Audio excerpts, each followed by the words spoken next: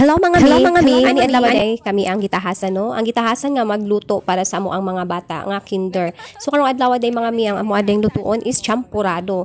So nagandam day mi diha og usa ka kaldero nga champuradohonon bitaw. Lisod man jud day sa mga sinira no yang atong abuhan medyo habog na to gamay. O yang atong kaldero is dako pod maglisod ta og lantaw sa ato ang gikaraw-karaw. Naluto na jud ang ato ang champurado mga mi. Unya ato ana siya i-transfer sa kalderin kay para dili ta maglisod ubutan sa plato adto didto sa sulod. Basin pod unya inyo imarites na among champurado luspad. Di man na siya luspad mga mi.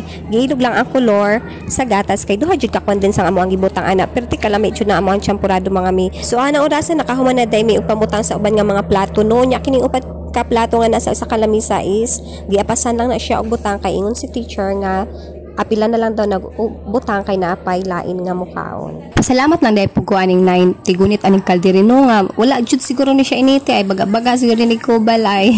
Dili na lang nakutason ng ako ang voice over oy kay basig di mo ganahan sa tingog niya pulaan na pud mo paminaw. So tiwasan na lang po ninyo ang video mga miha. So salamat kayo sa iyong suporta o bye-bye. May mag-praise at in the name of the Father,